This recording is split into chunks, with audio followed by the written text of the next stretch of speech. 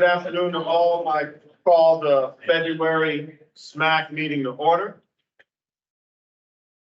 We'll begin with excused absences. David and Cheryl have submitted absences, so may I have a motion that their absence be marked as excused.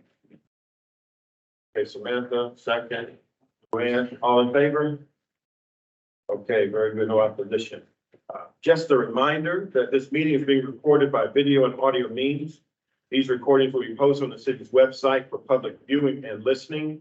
In-person attendees of the meeting will be included in this recording. By remaining in this meeting, in-person attendees agree that their images and/or voices may be included in these recordings. You have the minutes from January's meeting. Are there any corrections, updates? We have a motion that the minutes be accepted. Barry, is there a second? Josh, all in favor? Okay, very good. No opposition. Do we have any sign-ups for public comment? We do, Mr. Chair. We have Okay. 3, but they will note during the segment. Okay, all right. And none online, I guess. Okay. On to the work plan. I want to thank Scott and Wayne. If you look close at your agenda, you will see that there are elements from our work plan in the agenda. So for example, when Samantha presents, you'll see the 24 work plan. And so this will relate to priorities 1 and 2, and then you see the various themes. So as we're preparing for this meeting and looking forward to other meetings, you will see elements of the work plan woven into the agenda. So we'll always keep the work plan in front of us. So thanks to Scott and Wayne for doing that. Nicola? Yeah, thanks. So I think Ben will be presenting some of the updates. Just wanted to have a special thanks again, always to Ben, but also the planning commission, our kind of counterparts over there. Been really engaged, especially this month, as we kind of start kind of a better relationship and make sure that we're kind of aligned and having, I guess, the goal here is to kind of continue for all of us to be able to weigh in on some of these, have our opinions, and make sure that we're, having some consideration. There's a lot of back and forth discussions they can use kind of our insights and our knowledge, and make sure that we're kind of going both ways and helping to kind of potentially inform some of those and like we could provide some of the highlights of this discussion over there. So want to kind of keep that in mind. I know sometimes we have a few questions, we do that, but we definitely want to kind of keep everyone engaged and make sure that we're asking questions about it so we can take full to the planning commission. But with that, I'll pass over to Ben, and thanks, Willis, for preparing all the work here. Yep, and just to emphasize too, like I said, don't be shy on any comments or discussion that you want to have, because that was definitely something that the planning commission member was asking for yesterday. We know, so Yeah. Very good. Thanks to Matt for the pointers. It's gonna be exciting. So first one is a couple old ones, a couple new ones, and then one that's on the planning commission. So the first case is Z3523, which is on Gormer Street. It was taking conservation management to a more dense level for some low-income housing. That is still at the Growth and Natural Resources Council Committee, and that will be on their next agenda on February 27th. The next one is Z2223 on Trailwood Road. It's about a block away from the one from that one on Gorman Street. That was actually approved at the January 16th council meeting. So that's gone through, and we'll get more details as we go. We got a late breaking one yesterday from a resident downstream of Z2823. It's off of Hardin Road, which is near Blue Ridge and Rex Hospital. Concerned about stormwater flow coming off that site, and that's at the Transportation and Transit Committee of the City Council on their February 22nd meeting. There were no stormwater issues brought up during the debate on that one, but there's a stormwater condition on that case that I'll go into. And so, but there were some transit concerns at the council table, so that's why it's at the Transportation and Transit Committee. And then the last one is not necessarily stormwater related, but it's so far reaching that we kind of put it on there to kind of talk about it. It's the New Bern Avenue Bus Rapid Transit, or BRT. project. It's the process of putting on the transit overlay district and also rezoning some properties that are right around the proposed transit line. And then also a comprehensive plan amendment update to kind of reflect those changes. And then at the planning commission was Z 4023, which is that one off Strickland Road in Leesville. That is still at their committee of the whole and will be on their agenda on February 22nd meeting as well for more discussion. And just to kind of go through some of the details, this is the Gorman Street one, southwest part of town. This area here, it's got all the floodplain on the edge of it, and topo kind of falls down to the floodplain there. As you sort of expect, it's for an affordable housing project. Conditions on this case would keep any disturbance out of the floodplain and also put an extra buffer on Walnut Creek itself to kind of mitigate some environmental impacts. PEJ is still concerned with this site and not in support. It was deferred again until the February meeting to get more discussions between the applicant and surrounding neighbors and the PEJ. So any discussion on this one?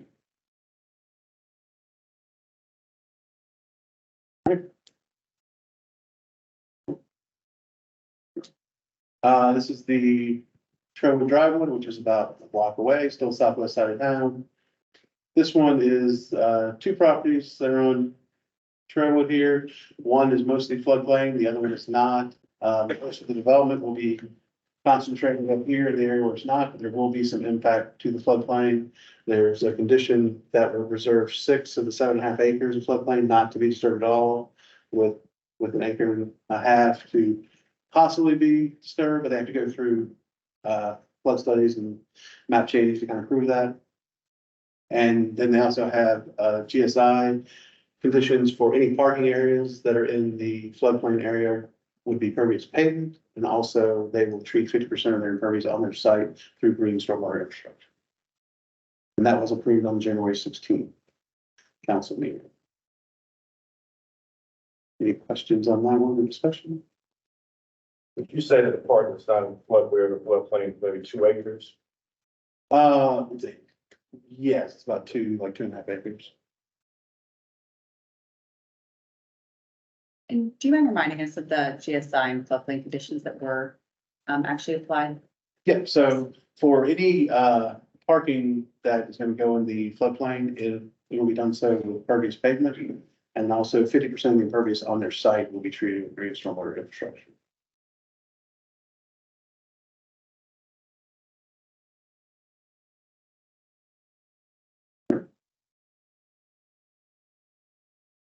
This one is the late edition from yesterday. Commissioner Hills hasn't seen this, so she'll be seeing it like the first time too. So I added it after our meeting because that's when we got the citizen inquiry about it. But it's on Hardin Road, which I said is right near Rex Hospital and Lakeland Trail here. This would be the piece on near Blue Ridge and Lakeland Trail's up here, Rex Hospital being up here. So there's a vacant parcel right here. We vacant, but there's like a single family house and some other outbuildings there. So it's essentially 6.99 acres that they want to rezone to a more dense development with up to 7 feet of height. This one is going to be discussed at the Transportation and Transit Committee on February 22nd. In talking to the planning commission member, he did have concerns about the transit access for the site.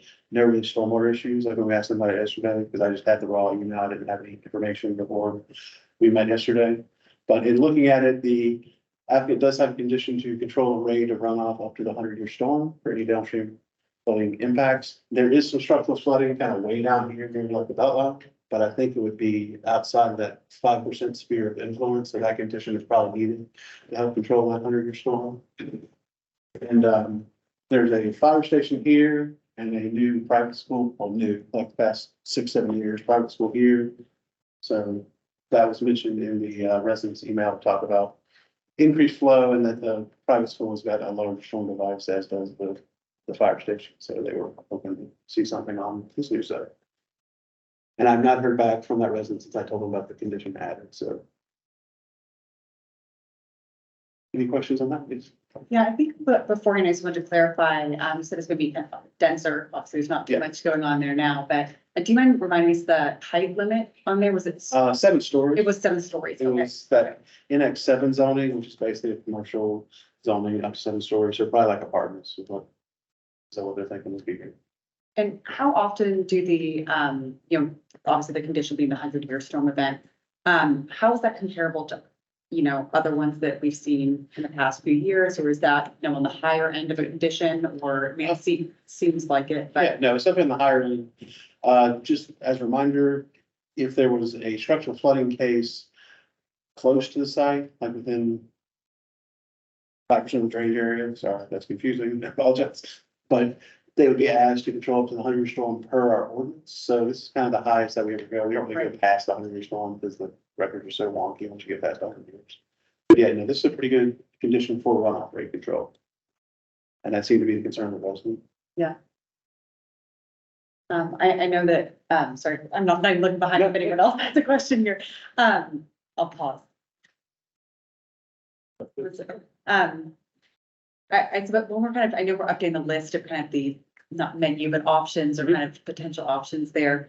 And I know we'll probably get an update on that. As far as, you know, when someone's looking at this one and kind of which option to choose, and obviously they kind of went with a higher end here. Do they have kind of examples or kind of basis points for when that would be appropriate, or when they're just, you know, someone says, oh, 100 years, let's just put 100 years in, they don't know the implications of that, or just want to know, you know, if there's kind of an example, one for one on which, you know, how that Yeah. applies, so not specific to this project. No, so if there's not like structural flooding nearby, there's not really any guidance as far as this will be, this storm is what you needed. We're just looking for increase in areas. Like once you get downstream, there are some yard flooding, drainage complaints, that sort of thing, but we don't really get a structural flooding complaint until we get close to the belt line.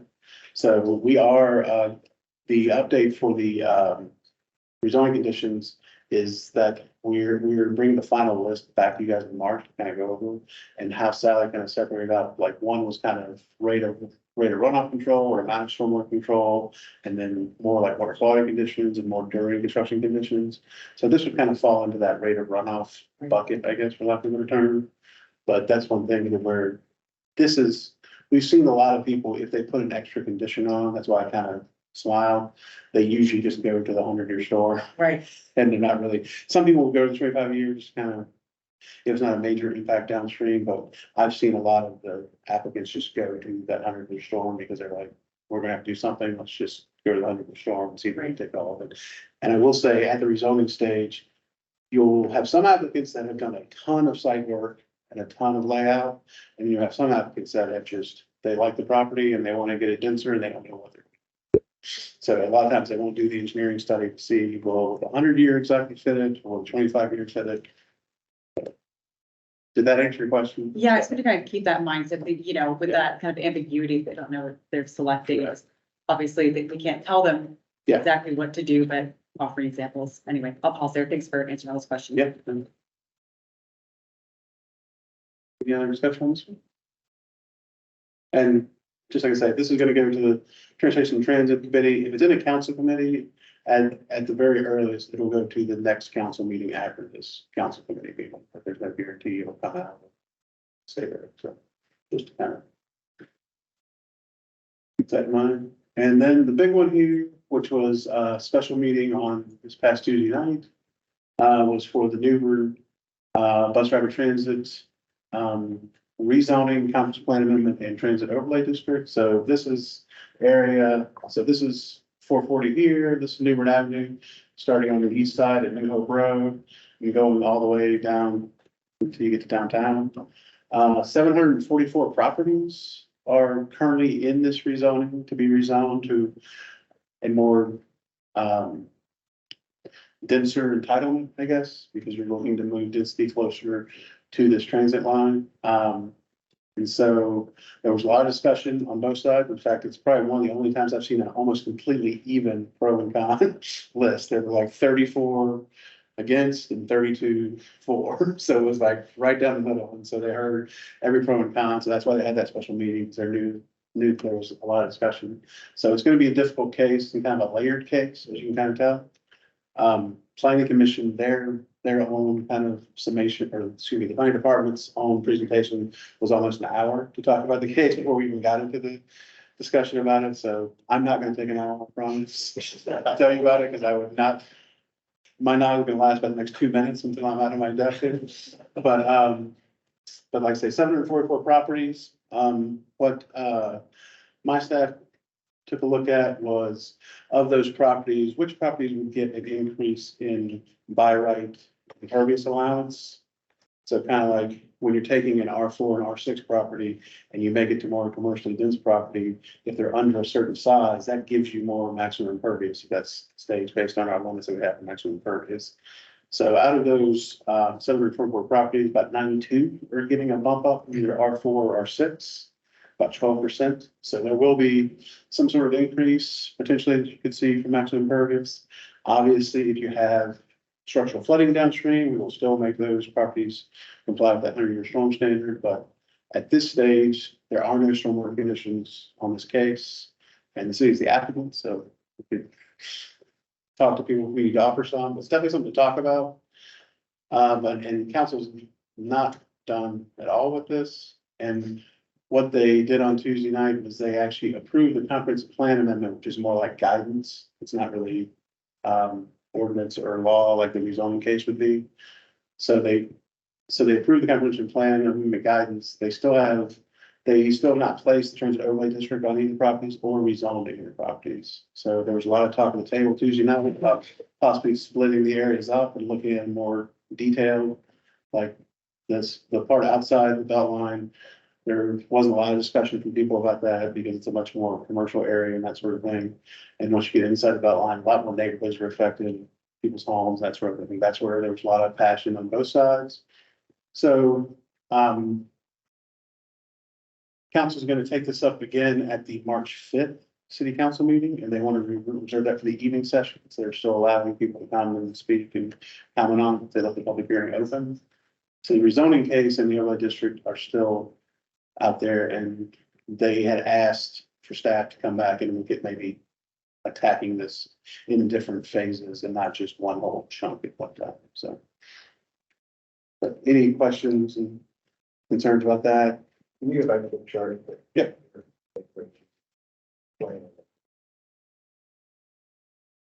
So like essentially, if you're a residential lot under an acre, you have to have, you would get that impervious percentage maximum allowance as opposed to treating for nitrogen and rate of runoff. So that's based on your zoning district. So if you come in and get a more commercial zoning, that's 65% as opposed to 31%, 38% for R4 and 51% for R6. So, And your last column, maximum increase. So if the rezoning went through. Yeah. It'd be a little 10.3 acres. That would be new impervious. New impervious Allowed by right. Yeah. Adam, what's the total acre? 700, so. Yes, 726. The lots are 744, but it's 720. But 744 lots and about 726 acres. Okay. Yeah. You said stormwater is a part of this, right? We're there in support, but we didn't integrate the zoning case for that. But it's a little different with the conditions being offered usually by an applicant. The city's the applicant in this case, so we would be offering in addition to ourselves, which is possible. So that's something we need to look at. And that's definitely something we can do. Is that possible? Maybe we're altering something like the city to not do conditional rezoning. Oh, that could, That's potential. that could be it, yeah. I think it may be that this type of rezoning cannot allow conditions. I believe. I have to. Yeah, I'll check check on that. it. City doesn't do this a lot, so that's. Right. I've got it.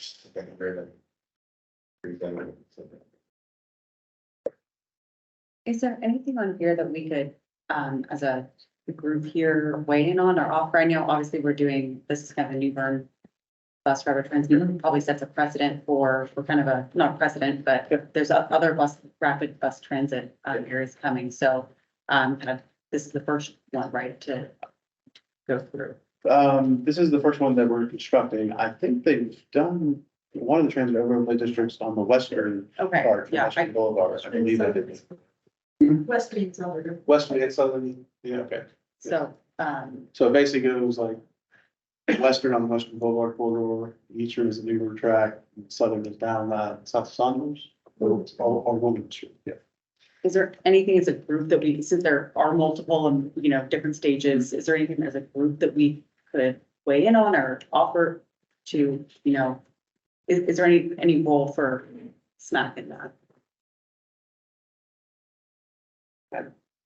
You know, you could, yes, I mean, if there was something you had concerns about related to stormwater impact, certainly could, make that known and, be voted and approved it, could bring forward that as a recommendation.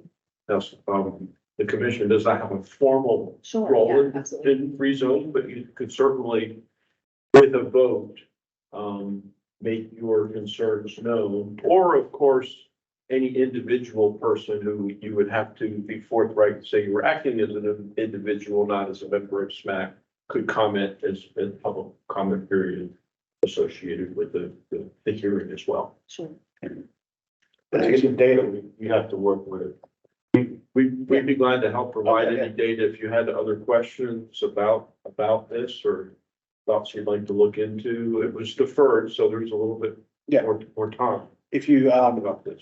if you go on the city council agenda for Tuesday night, there's a multitude of data that the planning department presented, and I would definitely start there. If there's anything more we can like give you. I will say, in doing some research for Wayne on Tuesday before the meeting, shockingly enough, on our records now, I'll say, I'm not saying it's not happening. Shockingly enough, there was one structural flooding case in this whole corridor, and it was right in the Raleigh Boulevard intersection, which we know is a bad drainage intersection. So. But that was kind of shocking, like when I actually clicked on every single one to see if there was structural flooding or yard flooding, something like that. So that was. And thank you for doing that background research. That table's really helpful. Oh, I've thanks. been sort of following this process and haven't really thought through the stormwater implications. And I think that is really illuminating to see. Yeah. I guess I am wondering about following up on the question you asked about, I'm assuming it has to do with some sort of like preemption around the city putting conditions on itself. I think, if we were to entertain the idea of our commission taking a stance on this, then I think it would revolve around whether the city could add conditions. Otherwise, are there any other ways that we could improve this project from a stormwater perspective outside of additional conditions? Yeah. And I guess the question I intended to see discuss what haven't been in the meetings. Is there a conversation around stormwater in this, or is it more preserving the quality of life that the single family residents have now? Where's the gist of the arguments in this? Yeah, Tuesday night, there were no comments about storm. There's not gonna be a stormwater factor, the project itself, right? So. Like, the project itself will involve, stormwater treatment. Yeah. In the BRT project, Yeah. when it goes to the final design. So Yeah. Yes. And there's a presentation on the agenda later specifically about that project. You can ask more questions. Perfect. I probably should wait, but the 10 acres, it's an equally distributed.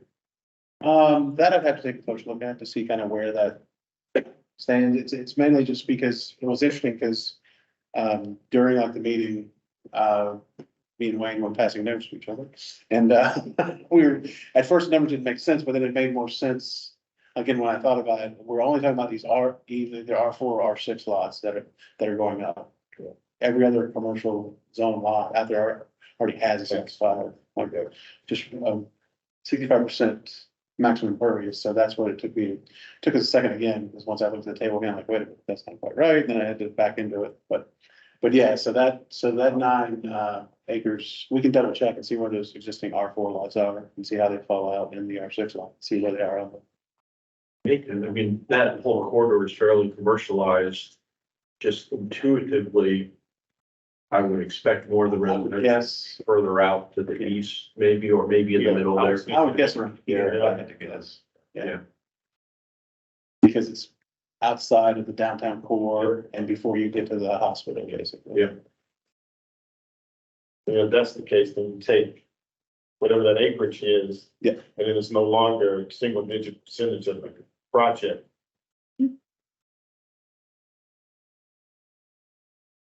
Any other questions? Yeah, one more case. Oh, I'm sorry. No, no, sorry. That should have been the showstopper. I apologize. And then the last one is, the case is still at, planning commission, Z 4023, which is up Strickland Road, near Strickland and Leesville, Road intersection. This is the, track behind the shopping center, right at Leesville and Strickland. And 16-acre track here.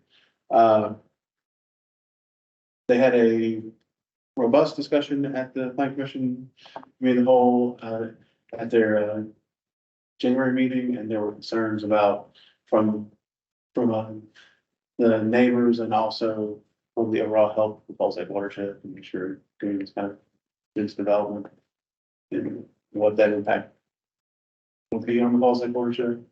So there's more discussions to come. That February meeting, and then once, if it comes out of the February committee, the whole meeting, then it will go to the next planning commission meeting, which would be the second Tuesday in March, so March 12th. If it comes out of the meeting, I hope that. So I would have an update at the March SMAC meeting for goes planning commission. This is one where I would be interested in exploring, if there's a will on the committee to actually come out with some sort of stormwater statement on this one. I think it'd be interesting to look into, just given its location in the falls watershed and the topography, and I know there's been a lot of neighbor engagement around it. So I just think it's an interesting one that if it potentially were to move forward to council, I'd be interested in entertaining something like that. I know that I'm planning to go out and visit this area again next week with one of the planning commissioners, and would invite anyone else interested on the committee to join about that after.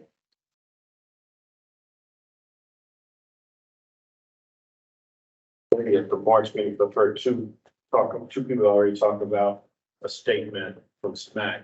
Have a conversation with Wayne and Scott, about the mechanism of that. You know, it just have to be drafted in an actual SMAC meeting. It doesn't, okay, it does, just that it needs to be voted at the SMAC. Correct. Okay, all right, Work to be done outside. okay.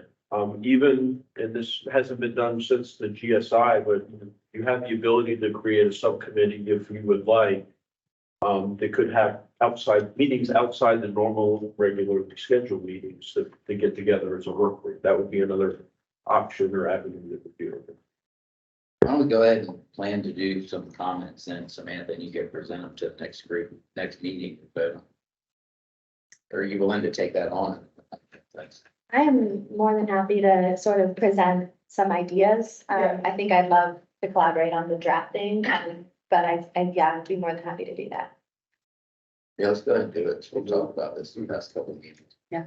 And I mean, personally, I don't think they need to resign it for more dense development in the Falls Lake watershed, and they bought it and knew what it was. That's one thing I want to hear. I mean, but if the group were to share that opinion, I don't think they're. That's a lot of work. Yeah, they already went. They already bumped up here. So do we need an official supplement for that, or we can just people volunteer? I don't think you need, you could, but yeah, you could do some outside work together, collaborating and bring something together if you'd like to handle it that way. I would encourage you to include everyone in the commission, I guess, as part of any communications or distribution of information that would go around, so that everyone would have the same opportunity to be able to review it and be ready to voice their opinion and have the vote. Okay. I'll commit to sharing something via email that we can ponder over before the next meeting, and then we can discuss that. And if we want to do another committee meeting after that, before the March 12th city council meeting, if it goes. Planning commission meeting. Yeah, so you can still have Video. a lag time before it gets to final, Great, a little bit lag. Okay. I'm happy to support whenever we can Yep. chat after the Yeah, next meeting. okay. What would be our, if we were to put our voices in from each other cases, do we put them in at planning commission, get it from the council? Do we everyone put them in? Do we formalize that approach? No. Either way, my suggestion would be now that we have a planning commission liaison, so I think that would be a good avenue to begin the dialogue and voice at least that you have interest in questions or concerns about that specific case and would like to weigh in. I would start that as part of the conversation and then maybe get some guidance from that liaison. Timing wise, right? Because that's the other part of it is where in the process, if there's an opportunity, I think it would be good to start at the planning commission level so that it's not a surprise later on. Sooner the better. Yes, I would. And I guess having been on a few sides of these types of things, I think I would say we should speak for storm, I mean, make sure we're speaking not in any political approach of an opinion about the nature of a rezon. It's just about the stormwater approach and the storm and or the situation that this is in Falls Creek, Falls Lake watershed. So just leave it, make sure we don't want to put ourselves in a place that we don't. Unless it's on the side of right. Let's see, you can say that. But Ben, if I read that correctly, they went from R1 to R4 with no increased stormwater requirements, and they're trying to go from R4 to R10 Correct. with no increased stormwater. Well, they did do an increase and sorry, this is from line, but they talked about there's an increase in rate of runoff control. And they made it on for 25 years old, but they didn't just address water quality, and that was kind of what one of the pushback was from the commissioners was look at something for water quality. I will say, not as a defense, just a statement, our water quality standards are much higher in Falls Lake than they are in the rest of Raleigh, or Falls Lake and Swift Creek. They're much higher than the rest of Raleigh. So I think that's what they were worried about is how do we go higher, how high that is, but we'll see. So they're not quickly summarize those, I think. Correct. Helpful. That's what I was gonna ask you. So for nutrient treatment in the majority of Raleigh, we're treating for nitrogen, which is the main pollutant for the Neuse River. And we're treating that to essentially numbers different now, the different tool, but essentially treating it to 3.6 pounds per acre per year. And just for comparison, in impervious areas around 20 something pounds per acre per year. So that's what you're treating down to.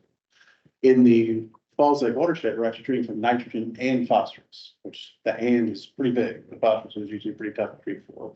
And so, and the nutrient for nitrogen treatment is no longer 3.6, it's down to 2.2 for the watershed. And then the phosphorus treatment is fairly small, but we don't really have comparison with the rest of the city because we don't treat for phosphorus anywhere else in the city. So, And GSIs require. yes, and over 24% impervious, you have to use green stormwater infrastructure in Falls Lake. So like, not to sound cynical, but the standard GSI condition that we see on a lot of rezoning cases throughout the city will initially work here because they're already having to do green stormwater infrastructure. And that's because it's a drinking water. Right.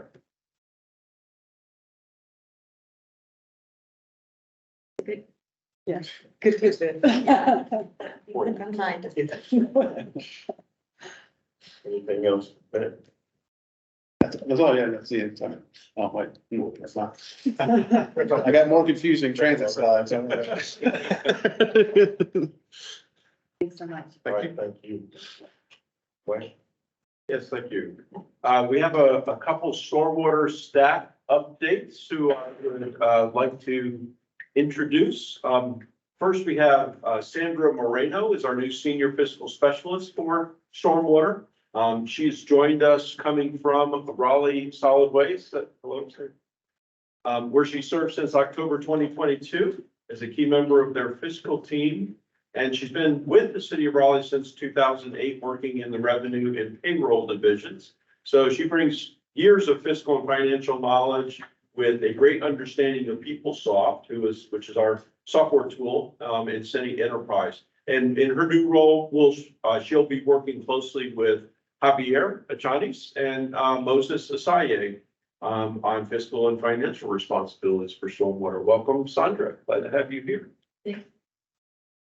Our other new member of our team is Matthew Lassiter, who's also here. Matthew is our new senior engineer in the Drainage Assistance and Stream Stabilization Programs. Matthew comes to us from the city of Goldsboro, so he brings lots of good municipal experience, where he was a stormwater engineer and floodplain manager. He oversaw review and permitting of site plans, as well as maintaining compliance with their MS4 and PDS permit. Prior to that, he worked for a private consulting firm where he worked on projects performing design calculations for various site and subdivision projects. He's a graduate of A&T with a BS in civil engineering, and he's a PE as well as a certified floodplain manager. So welcome, Matthew. Glad to have you on the team. With that, moving on to high priority projects. We had the opportunity, Stormwater had the opportunity to present to City Council at one of their workshops. The first agenda item on the January 16th meeting, and Sally Hoyt represented Stormwater, did a very nice job giving an update to council related to the green growth toolbox. So this was a follow-up to the item that had been in the Growth and Natural Resources Committee from council. And Sally presented just really quickly 4 recommendations, all of which were endorsed by City Council. One is to pursue an avenue for how private GSI could be located in the right of way. So we're looking for mechanisms to allow that. And that would include regulatory GSI. So obviously encroachments, maintenance responsibilities, all those types of things would need to be worked out for this. So this is just really the first step in pursuing how that would work. The next item is advocating use of GSI as part of affordable housing projects. And those would be public projects as well as private projects. And as directly related to that, I will let everyone know there has been an open house scheduled specifically about using GSI on affordable housing for February 21st from 2:30 to 5:30 at the Walnut Creek Wetland Center. Our water quality team, GSI team, has been working closely with the Housing and Neighborhoods team that handles affordable housing. So I think some good collaboration going on there. We're excited about some of the opportunities that are coming out of those discussions. That's good to hear, because I think we asked a question about that maybe 2 years ago about both groups collaborating. Yeah, and that's really been a continuation of the collaboration about the GSI policy, which we mentioned was officially signed to use GSI on all city projects. So it's growing out of that already ongoing discussion and how we can help promote GSI on even private affordable housing developments. Because when the city puts out requests for proposals for those types of affordable housing projects, we can specify what needs to be included in those proposals, potentially including green stormwater infrastructure. And if it's on property that would be retained by the city, which sometimes they are, we could even possibly do the maintenance of that on an ongoing basis, which would be desirable as well. 2 more items. One is there is a section already in the UDO, section 8.6.5, which allows the city to reimburse private developers to install green stormwater infrastructure on behalf of the city in the right of way. It has not been used primarily because there's not a reimbursement schedule that's been set up. So there's some tricky aspects to that. So the parallel is very similar to, for example, Raleigh Water might have a developer put in a water line as part of a project.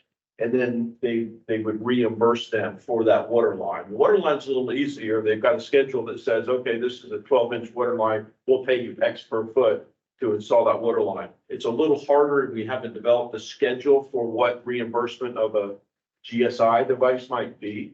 So, but we would like to have that as a tool in our toolbox.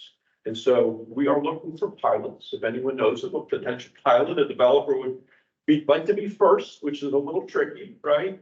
But we're looking for a pilot where we could implement a process that we could then repeat. Once we get the process and the reimbursement schedule, what that looks like, it will make it easier to apply that in the future, because it's already there. The potential in the UDO is already there. It's just never been it's been there since at least 2017. Can you give us some examples, when that apply, like when a developer would want the GSI?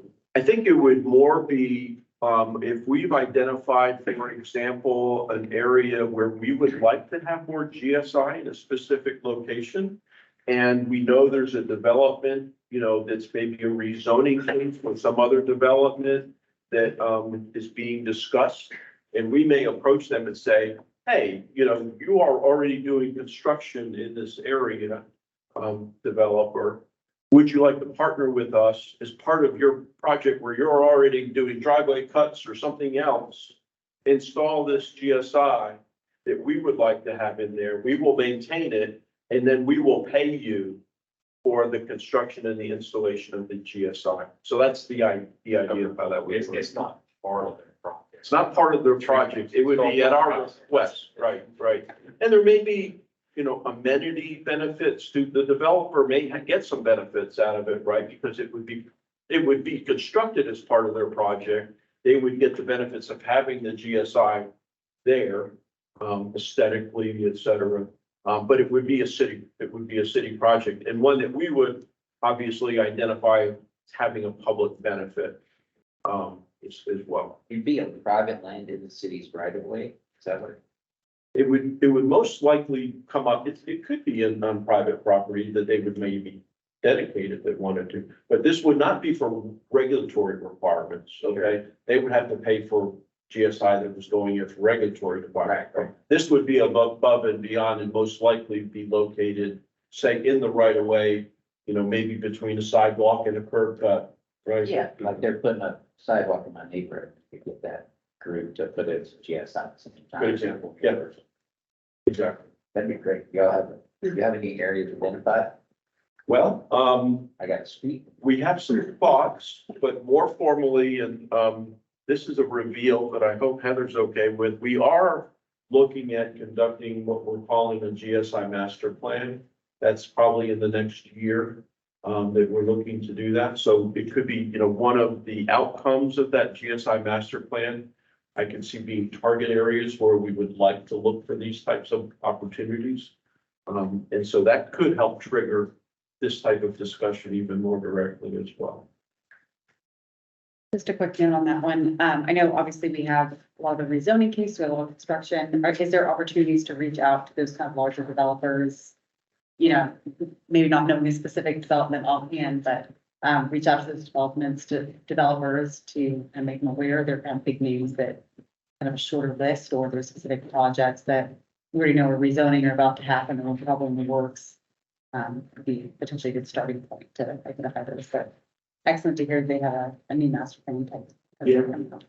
No, thank you. And absolutely, there are big developers that we're talking with all the time. In fact, some of them have already been in GSI stakeholder groups that, we've had some discussions when we've made other UDO changes and so forth. There's also a, help me, Ben, the Development Review Commission. What is the name of that development commission that, am I using the right acronym? The Development Stakeholders Advisory Commission. Thank you. It's Development Stakeholders Advisory Commission. This is a group somewhat like SMAC, but looks at development, and Ben and Sally have interacted with them in past occasions on stormwater related issues. So that might be another avenue to start those conversations. I think it's really wonderful to hear about this. And I think it's clever as a tool, because I know that there's a lot of issues with being able to require GSI or really any stormwater on redevelopments. And so I think this is a really great way to provide that in the context of that prohibition. I guess my question is there a way, so I'm hearing that the developer sort of gets their costs covered and they get kind of like to bragging rights. Is there another incentive that, could be offered, even if it's, is there like a green stormwater list that we can, celebrate as a city, or is there a way to kind of like further incentivize participation in the program? Yes. Yeah, it's a good thought. We're open to ideas. We do have some incentives right now. There's something called the Green Raleigh Review, which if developments include a certain amount of green stormwater infrastructure and other sustainability related elements, they get an express review, which helps them move their development review through the process more quickly. Normally, developers have to pay for that, but if they meet certain criteria, they would get that for free. So that is one of the incentives we've offered. I don't know that that's being used a lot right now, unfortunately. So we may have to sweeten the pot per se, but yeah, we're certainly open to other ideas and definitely would like to consider other incentives for more GSI use in private. Correct. We're starting to see some of it for bragging rights, like you said, but ways we could leverage that, I think, would definitely be local. And then the last element of the four that Sally talked about are budget related. And so we'll talk a little bit more about these. One is an expanded budget for Raleigh Rainwater Rewards Program, which council liked that idea, as well as a GSI maintenance crew that Stormwater would pay for, but would be housed in the Parks, Recreation, and Cultural Resources Department. And we've already been collaborating with them on what that crew would look like, and are bringing that forward as part of our proposed FY25 budget. So starting in July, if approved, that's one of the things we'll talk about here in the budget presentation. And just real quick, Ben or Sally, quick update on the stormwater manual text change request to council. Sure, that will be at the February 6th council meeting, we'll be requesting their authorization. Should they grant that, we expect it would be in the February 20th planning commission text change meeting. Right, so Tuesday's meeting, that will just start the text change process. As we discussed at the last meeting, you all endorsed starting that process, and that'll be on the council agenda for the Tuesday, February 6th. And then a reminder, the SMAC officers election is at the March meeting. So start thinking about that. And we have no notices prior to construction of the final report. Thank you, Mike. Any questions? Okay. So now. Yes, I will at this time welcome up our presenters. I'm gonna just introduce them and then pass it off to our amazing students who are here to present the bulk of this. To sort of set the scene, Sound Rivers and North Carolina State University, Dr. Allen's class, Dr. Allen's right here. And with the Walnut Creek Watershed Community Partners submitted a grant to Sea Grant, the Water Resources Institute.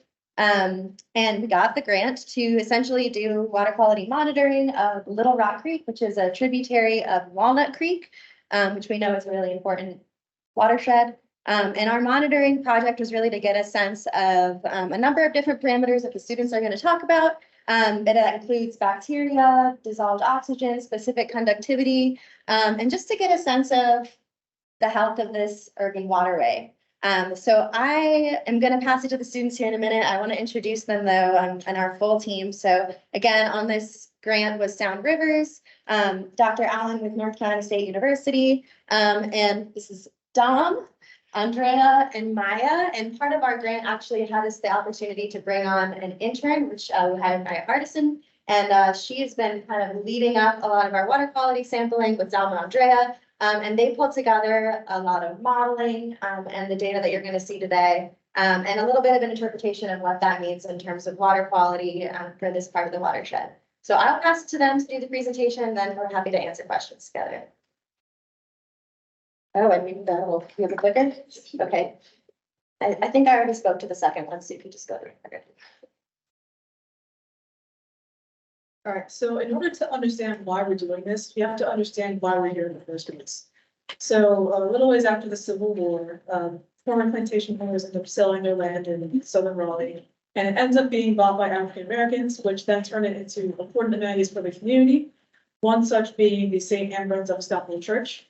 Due to its proximity from the city limits, the city of Raleigh municipality at the time decides to start dumping pollution into what we now know as the Walnut Creek, Little Rock Creek, the tributary that we are currently studying. And the church members who lived close by decided that they wanted to preserve this creek because they found it important for them, and they decided to start cleaning. And other church members joined, and over the years, these groups eventually come together to form the Partners for Environmental Justice.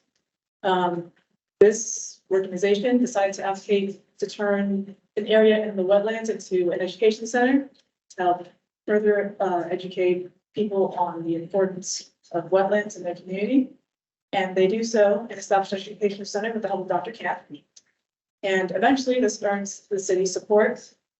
And due to their efforts, recently it has been recognized as the 21st location for the Urban Waters Federal Partnership. So we now have federal support from the EPA. As for how pollution ends up getting into creeks, there are a few ways. If there are animals nearby, they can deposit waste, and this waste can enter the creek through an external water source. This is also the same way that fertilizer can enter the creek. And there is also improper or unfinished infrastructure. If a pipe bursts near the creek, it can release effluent that can flow downwards into that water source. And urban development can expose the area near the creek to impervious surfaces. And this prevents water from infiltrating into the soil. Instead, it runs off from that surface and ends up entering the creek that way. So we chose two locations, an area near the Walnut Creek Wetland Center and near John Shapes Memorial Park. And we chose these areas for a few reasons. First off, they had a lot of human activity. So there is a possibility for pollution to enter the creek from near these areas.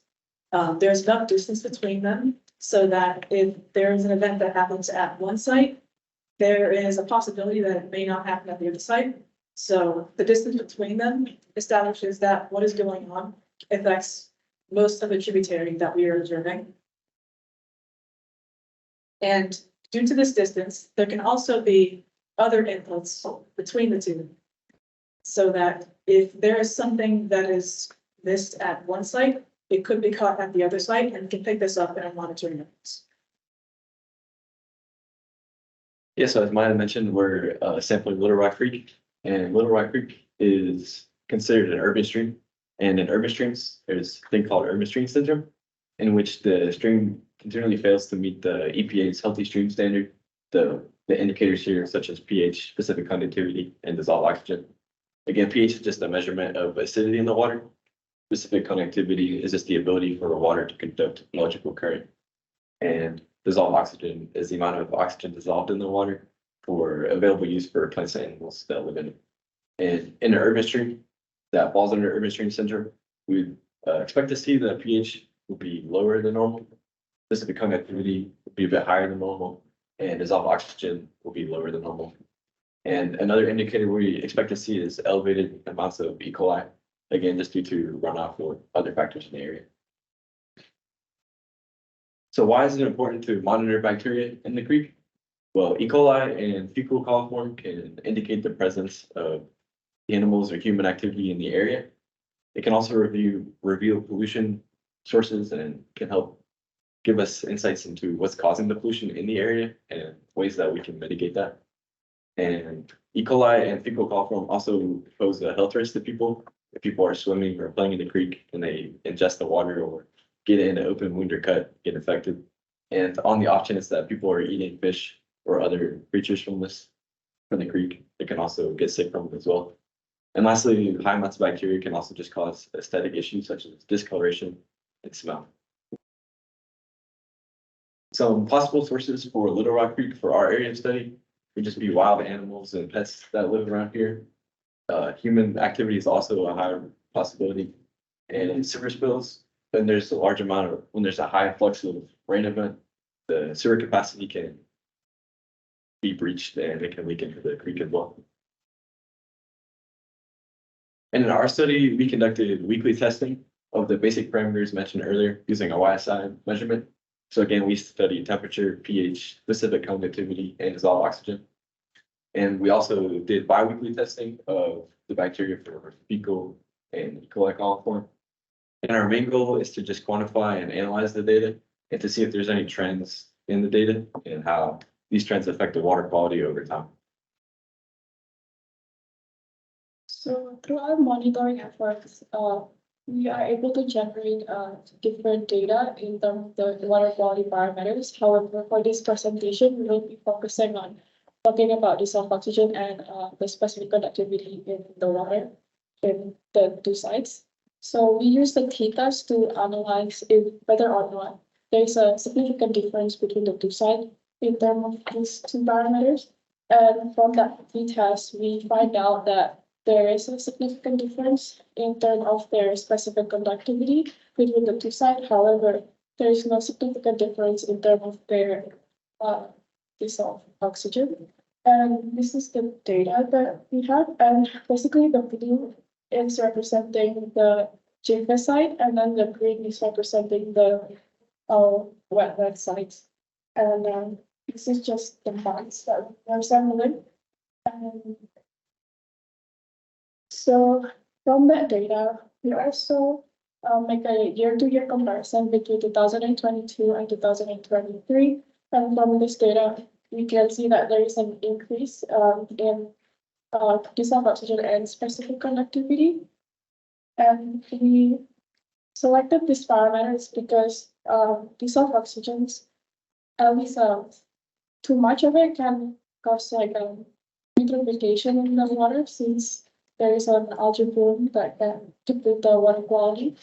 And also specific conductivity can be a good indicator to see if there is an impact of contaminant in the water. All right, so here we have a graph that shows the weeks at which we sampled, usually the first and third week of every month. And E. coli levels through numbers on the vertical axis. It is worth noting that from January to March, we sampled at a different location near Chavis Park and have been sampling at the location mentioned earlier in this presentation since April. Now, the reference that we use to evaluate the results of this chart are from the EPA, and that is the safe level of skin-to-skin contact with water that has E. coli in it, and that is 235 mpm. As you can see, for most of the months, these numbers have been above 235 mpm, but after the sewer line construction was completed just a few months prior, the numbers have seemed to consistently drop below 235 mpm. So further monitoring is advised for us to be able to confirm that this is due to the completed sewer line construction. So from the E. coli level, we can also see that there is a seasonal pattern in their level, because in hotter months like in July or May, and the summer months, it's much higher in comparison to colder months like November or December. And from this, we can see that usually our wetland sites have much higher E. coli level. However, toward the end of 2023, we see that there is sometimes a spike in level for our Chavis site too. So aside from seasonal pattern, our E. coli level show that there is a correlation between precipitation event and the E. coli level in the water. As you can see, as there is a high precipitation, there's also a high level of E. coli in the water. So in addition to the testing that we mentioned earlier in this presentation, we have also taken monthly DNA samples. Here are 3 samples, one of them not during a significant rain event, one of them during a significant rain event, and one of them after the completed sewer line construction. Our non-significant rain event would be November 2023. Now, This DNA reading is a measure of how many copies of DNA have been found in the water, split apart by different species. Single digits are not concerning, could be considered normal amounts. Double digits, lower numbers could be considered normal, but the higher it gets, the more it could be a cause for concern. And triple digits are usually very excessive numbers of DNA copies. So there is, as you can see on this chart, a somewhat excessive number of human DNA, and this could simply be due to the amount of human activity near these sample sites. But during our significant rain event in May of 2023, you can see that these numbers greatly exceed what would be considered a non-concerning amount of DNA. And we attribute this to being from some sort of external input. We are unsure of what this input could be. It could be a sewer line, effluent draining into the creek. Could be an excessive amount of runoff due to the amount of rain events that occur in Raleigh over the summer. We are unsure, but there are a few different possibilities. Now, after our sewer line construction in December, these numbers are lower. It is noted that after our significant rain event in May and after our sewer line construction, in both cases, there is a higher number of poultry DNA compared to human DNA. This DNA can come from feces, can come from human diet.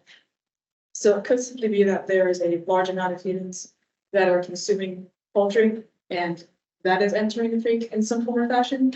It could be that there are remnants of poultry, like bones or some such, that are being drained into the creek through some sort of source. There could be a few different things. We are unable to conclude specifically what it is. Yeah, our preliminary findings suggest that specific conductivity has more of an effect on the creek as there's greater variation over time in specific conductivity. And again, specific conductivity is important because if there is variations from the normal pattern that we see, it can just be indicative of pollution or contamination in that area.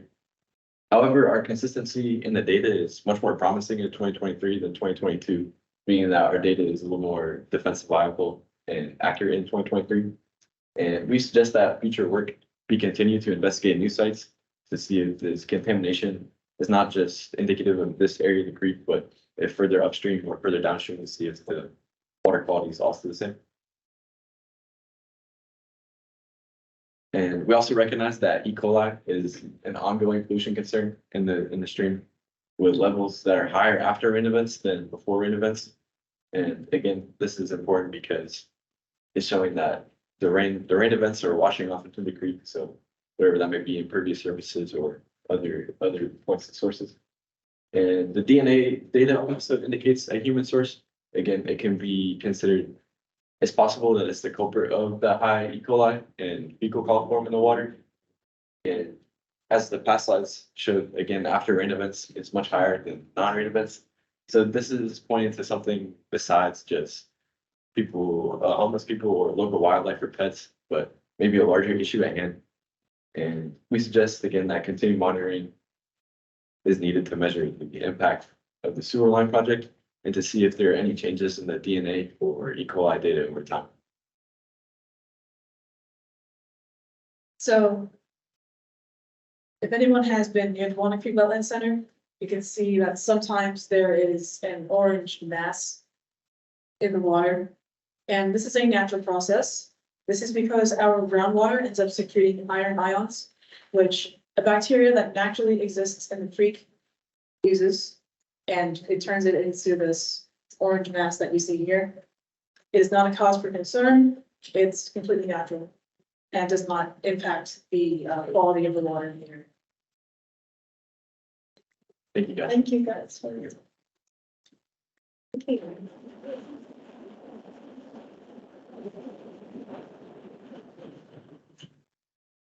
I just want to thank you for your outstanding presentation. And as a person who currently leads St. Ambrose as their rector and priest, I'm glad you started with that bit of history.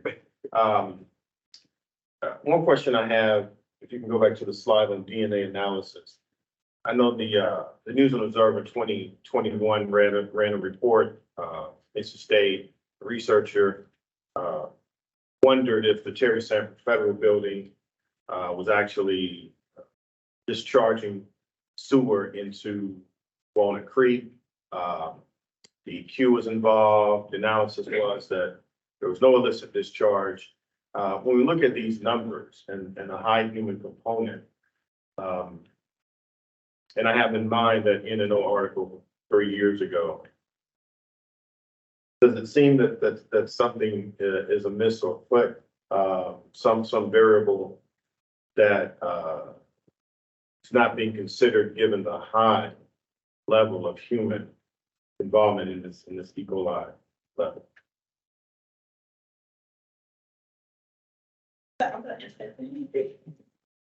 So that was one of the, so we actually have another grant with PEJ, and that is on our list to do DNA analysis for the upstream. So those samples just came in, or those kits came in, so we will actually be doing DNA sampling for the upstream with the help of Sam and her group, training the students on how to do the samples. But we just got those kits in so that we can actually start doing that. So that's another grant we just did. That was a concern with the grant with PEJ is to go for the upstream. So that's the new, one of the new sites that we're looking at. And I would just add to that, though this paints, somewhat of a alarming picture, this is very characteristic of urban streams. The human input is, what we said is likely from a sewer source. It's what I've seen in other urban streams when we've identified high E. coli, and the human contribution is often a sewer source. Now that could be, like the student said, SSOs, which we would know about, but could be leaking pipes, old pipes, and it's such a hard problem to solve. And so we're interested in the effects that one sewer line repair would have on the area, and, to be determined long-term, especially as we get into summer months, if that is going to have an effect. But this shows us is that there's absolutely a human element, of the E. coli, and that's, the most likely source is some kind of sewer issue, which is, again, very common for urban areas. I wouldn't say that it's necessarily like an illicit discharge sort of thing, although, I think that's part of the ongoing query. When was the sewer project completed? Late November, okay, so it's the. Can you clarify what turf poultry means there exactly? Is that like? It's only domesticated poultry. So typically we see a high poultry marker like that for an area that has factory farms. We've run this by all of the experts that we have on hand for this, and this is a very interesting, honestly, I haven't seen DNA like this in an urban area, and the most likely explanation is a combination of human diet and probably poultry runoff coming from stormwater, because this is Chavis Park where a lot of people picnic and eat. I know we've all seen that, and it sounds like a really silly explanation, but when you see numbers of poultry copies that are higher than the human copies, that can't all be attributed to our diet. Although poultry has a higher half-life in a stream, so we can track it for longer. It's, there's so much that it could be, but it's likely a combination of diet and stormwater runoff. Stormwater runoff in the urban environment from poultry?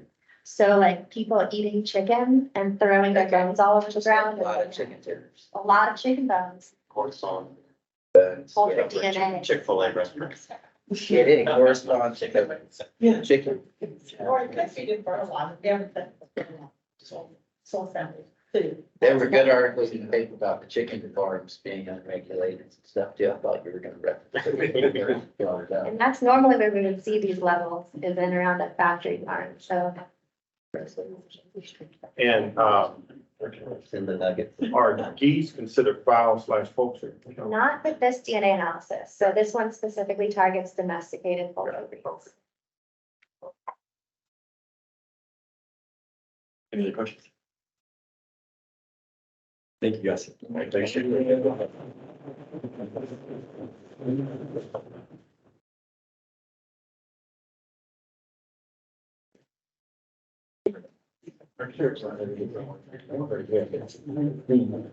Back then. Out.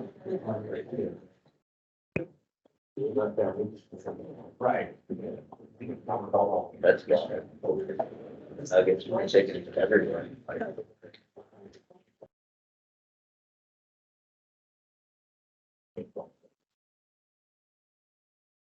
I feel like. All right.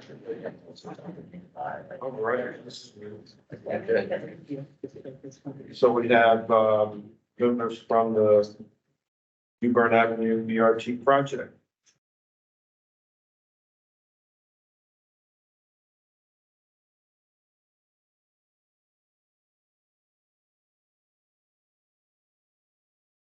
Good afternoon, members of the commission. I'm Sylvester Percival. I oversee the roadway design and construction division within the engineering services department. And here with me is Sam. He's going to introduce himself in a little bit here, but would like to, and I'm going to be very brief, I'd like to say how very appreciative we are to have this opportunity to provide this update. This is a very important project for the city and our department.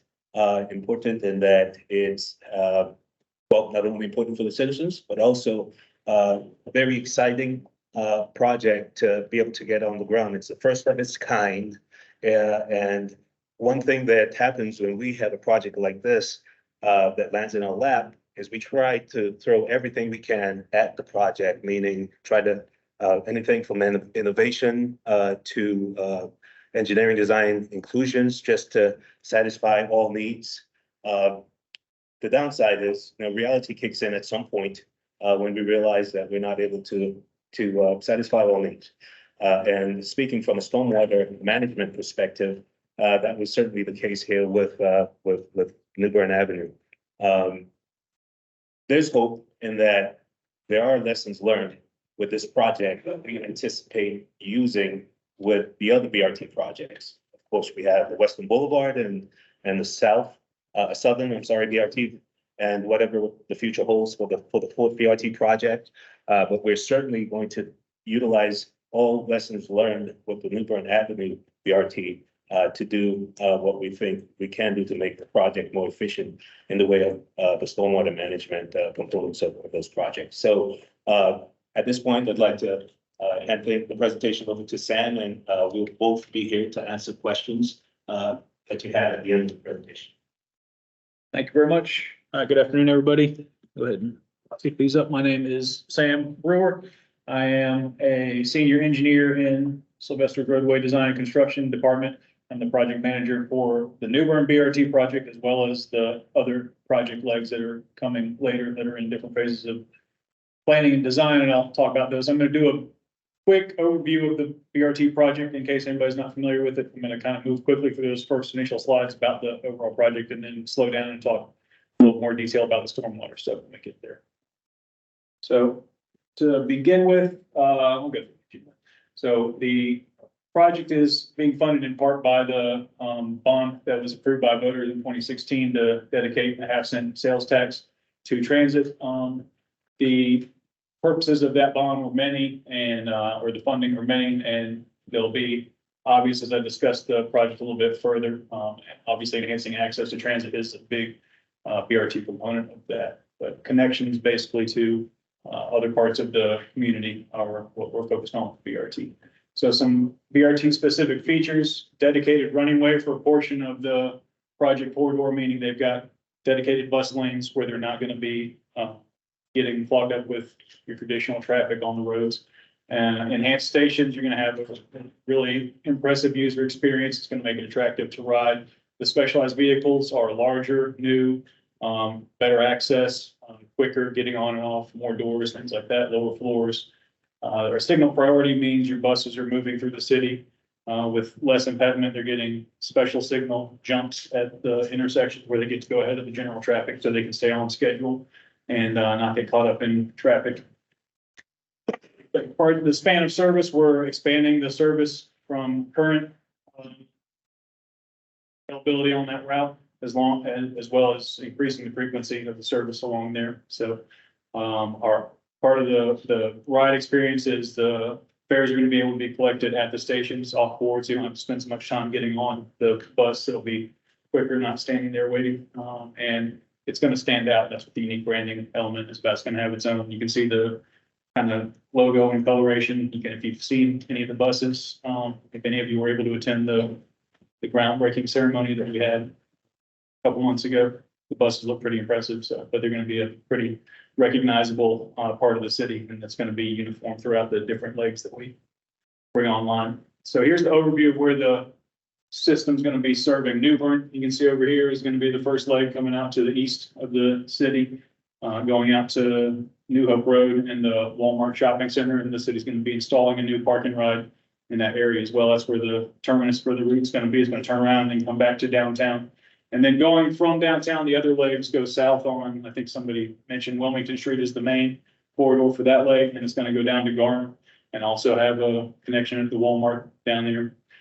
Western Boulevard is gonna go out to Cary and the new transportation hub that they're planning there, and it's gonna be part of the project that happens out there. And then later, still in the early planning stages about where the routes are gonna go, or the northern routes. They're probably intended to connect to the North Hills area and then the mall up at 540 on Capitol Boulevard. For the New Bern Avenue corridor, you can see the number of news stations where they're going to be roughly. And it's going to break down the next slide about kind of the character of the three different regions of the corridor. But this gives you an idea of where it starts downtown at the bus station and where it ends, which is, like I said, the Walmart, across the street from the Walmart on New Hope Road out there past 440. You can see the areas it's going to be connecting, not just the downtown core, but you come out past lots of businesses, neighborhoods, schools, the hospital, Wake Med, and then we're going past the Beltline and connecting to these areas in the east, which are a lot of shopping that's looking to be, revitalized and redeveloped and be able to connect jobs and shopping on the east side of the city, east side of 440 to all these amenities and community locations in the downtown core. So here's the first kind of area of the project, which is the downtown core. And you can see in the graphic down here that the buses are going to be, you got general traffic in your middle lanes and the buses are going to be on the right dedicated lane. There'll be what's called a BAT, which is supposed to be limited to bus traffic and then people turning into driveways and homes and things like that. So the stations will be on the right side of the street on the curb, like a typical bus station. We'll see some examples of what the new BRT stations are going to look like in later slides. But so for the downtown core, you're in dedicated right-hand lane bus lanes and right-hand exit getting on and off at the stations on the curb. And then the big changes, especially with stormwater, are in this middle section where we're calling it median running transit way. So the buses are in their own dedicated lanes. These are going to be newly constructed lanes that are only for buses. General traffic will not have access to those lanes. The stations will be in those medians, and you'll see some examples of those too.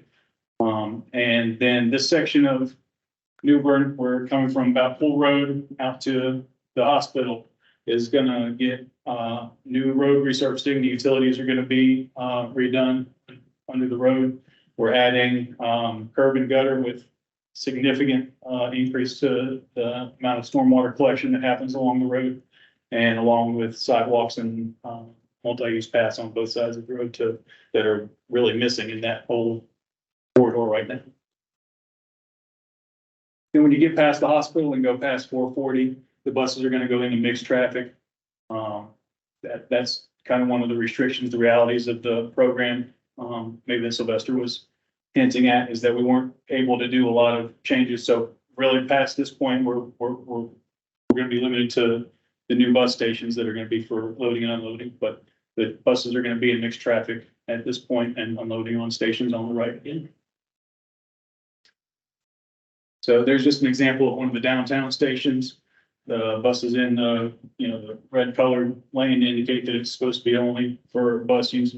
And the stations you can see are larger than your typical one. They're covered. They've got amenities for riders sitting. They've got art to connect to the community around it. Those are local artists that are being used to provide that. The loading in the downtown inside the Beltline area are what's called level boarding to make access easier and for more users to the buses. That's not able to be done on the stations outside of the Beltline because of DOT restrictions, but wherever we could, we made that part of the feature of the bus stations. This is an example of one of the first stations coming from downtown where we switched to the median lanes and the stations in the medians. And you see the stations on either side going east or west. And this is Raleigh Boulevard.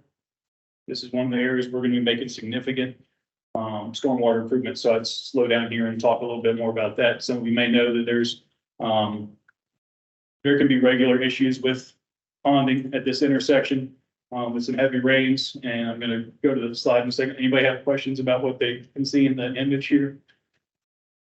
So this is a Google Street View. This part of the intersection, this is looking east on New Bern Avenue.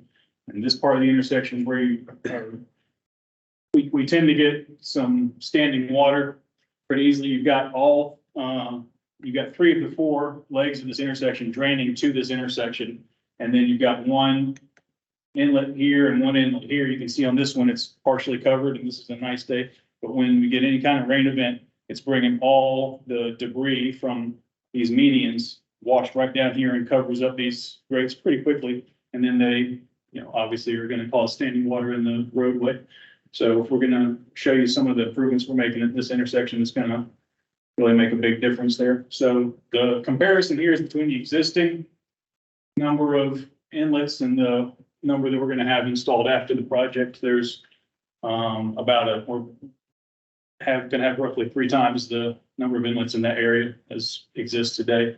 I pointed out these are the 2 areas where you've got the single inlet at the where these 2 medians have got water running down them in a rain event and bring all the debris. That's where their dedicated bus lanes are going to be. So there's not going to be grass clippings and mulch and branches and things that are going to be able to clog these. And there's also going to be 3 to 4 times as many inlets to collect water before it gets to the intersection. We've basically maxed out what DOT will allow us to put in terms of number of inlets and collection in that intersection. Any questions about Raleigh Boulevard? Where's the water going? I guess. Who will it impact, I guess, collecting it? Okay. If anybody's, didn't hear, where's the water going? Is it going to impact? So we're not changing any of the outlet for the project. Okay. And because we're kind of changing general traffic lanes to bus lanes, the amount of impervious surface we're adding overall is not that great. So it's not going to increase the runoff very much, and where it's going to isn't going to change. We're not going to be having we've taken a lot of time to coordinate with the stormwater staff where they've analyzed our outflow locations to make sure we're not negatively impacting any individual homeowners, and that the flows are not changing basically for the most part. That fully answer your question?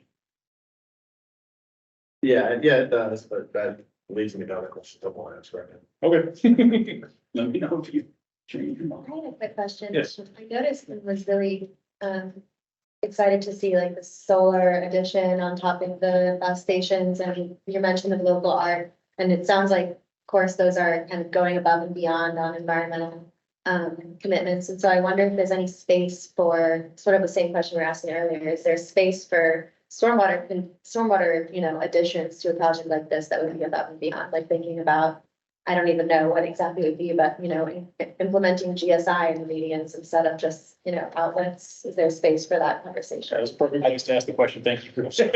I'd like to ask respectfully, if we can hold those questions until the end.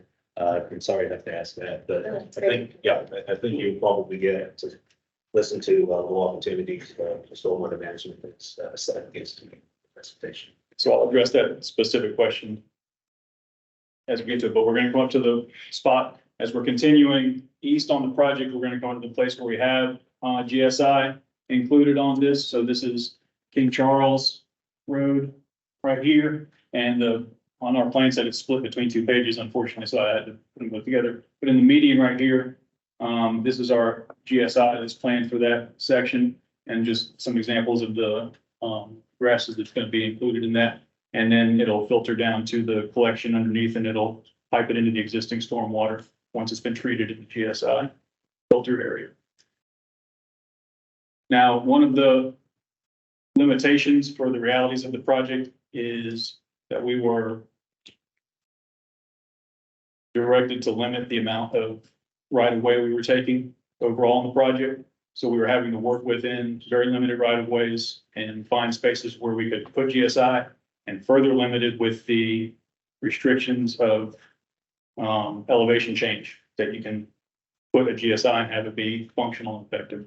Because there's going uphill or downhill too much, can't have GSI in that location. So there were only a few places where it ended up that it was feasible from an engineering perspective to include GSI. So this is one that we were able to keep in there. As we move down, we've got an example in front of the hospital, and this is not the intersection I'm going to talk about next, but instead the one right before it at the other side of the hospital. But that's another one where there's maybe some ponding issues that some of you may have experienced. Similar situation last one, you got a single, great collection point on either side of the intersection and can frequently get clogged. That's also going to be updated. We're adding as many new catch basins as we can, including both ways up and down the street, to collect that water, more of the water on the roadway before it gets to the intersection. But there's another point where you kind of got to saddle where all these roadways coming in. We went as far as we could to add more collection here without going into the hospital's property. And so everything's going to be, to the maximum extent possible, have additional mitigation of how much water you're going to have in that intersection, getting to that intersection as compared to today. Here's one of the core downtown stations that we talk more about in other presentations, but just to get a sense of what they look like.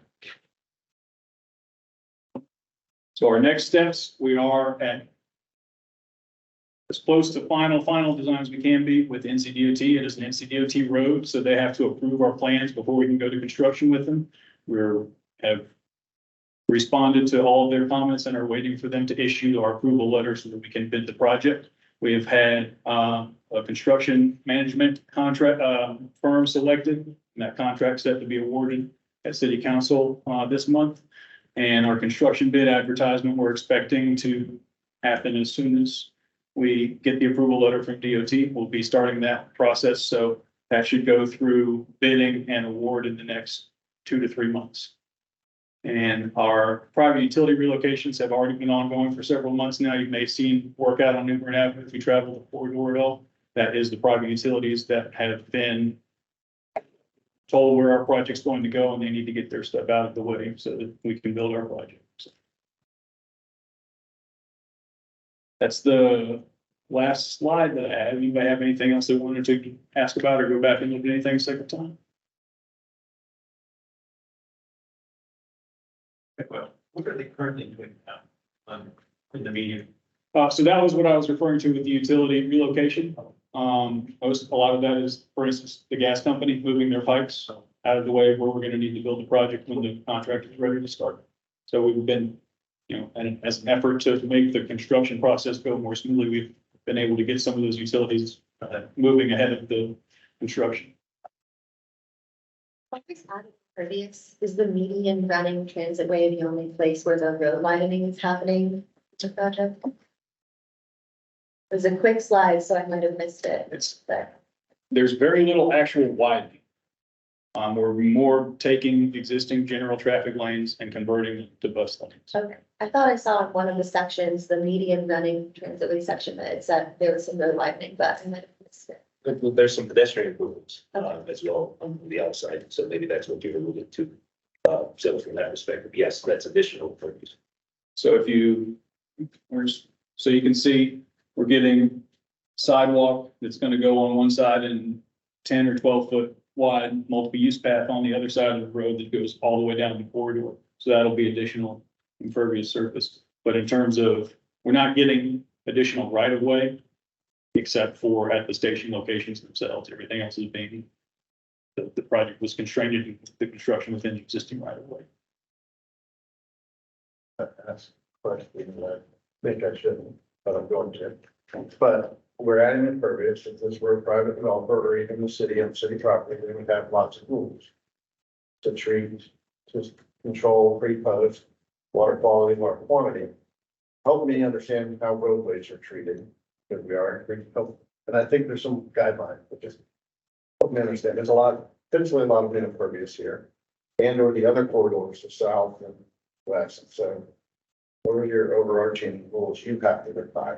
Sure, I'd like to call, one of the internal partners, I was gonna say Ben, but he quickly kind of.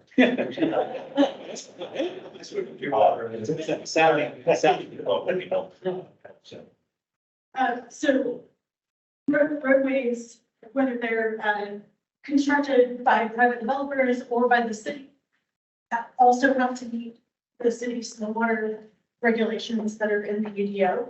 And the exception is somewhat for the city projects on NCDOT right of way for nutrients only. But we've been reviewing this project, looking at their peak discharge calculations, looking at their spread calculations, and looking at their nutrient calculations as well. So do they fall in the exception category, or do they fall in we're looking at it, they're meeting the rules? I'm not trying We have not I'm yet. just trying to figure out what. Yeah, Graham, we have not yet approved this project, so, I'm with when the use rules changed in May of 2023, that changed the rules for local government linear transportation projects, very specifically, so that they can do nutrient buy down directly rather than having to provide on-site treatment first. So this project will be doing that. There's the one GSI installation that will be doing some kind of nutrient treatment, but the remainder of the nutrient requirements will be met through buy down. Is this under DOT's in PDS permit? So I'm awaiting the consultant to break out the DOT versus the city for the nutrient calculations.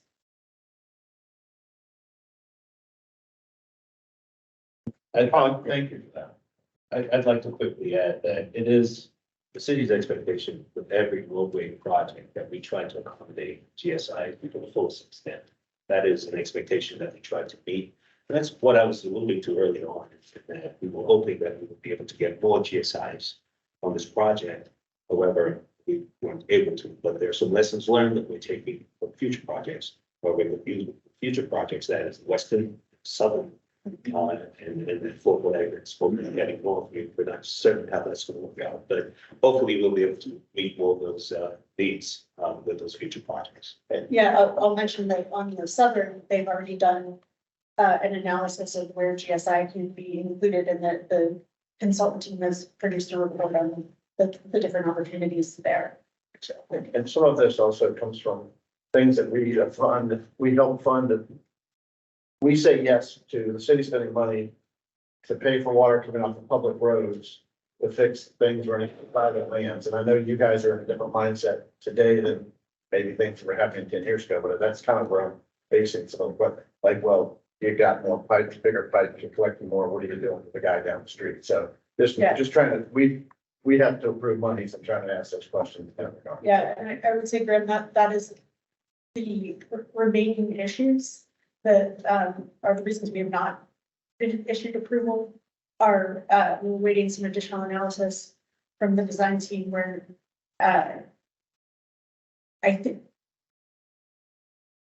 they may be meeting our regulations, but I haven't seen all the analysis. And so we do want to make sure that we are not creating future problems in the city project from a financial standpoint, but more importantly, we don't want a city project to create problems on, particularly on homeowners' lots. Thank you all for that. Thanks for your presentation. I apologize, I had to step out. When you said that we're not able to use GSI in this project, can you parse what that means?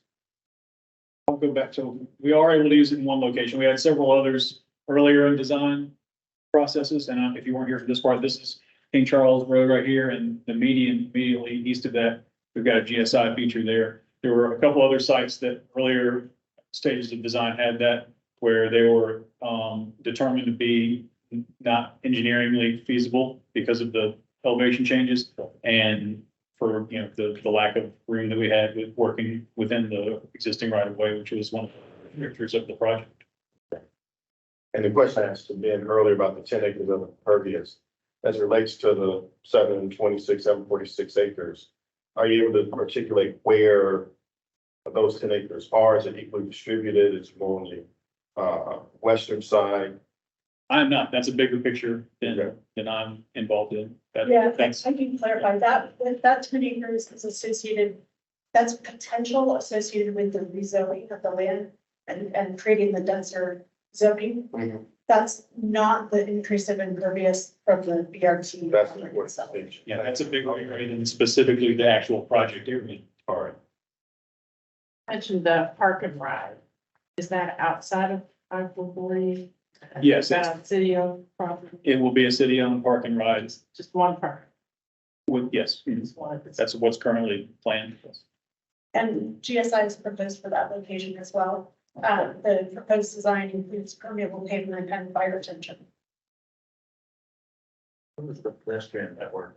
What's the city's plan for, you know, these stations being, and it's not the stormwater per se, gosh, I can before the plan, I'm sure. But, you know, building pedestrian connections to the places where you're building stations, so that, how far out are you going with your dollars? That's part of what the zone is that they were talking about. They've got developed, anybody remember what the term is for the plan? Right, but they also had this, another program going on for the half mile, Oh, there's a quarter-mile radius. transit area as well. Yeah, quarter-mile radius around all the stops. They're planning intentionally with input from the community, what types of connections they want to see to the stations.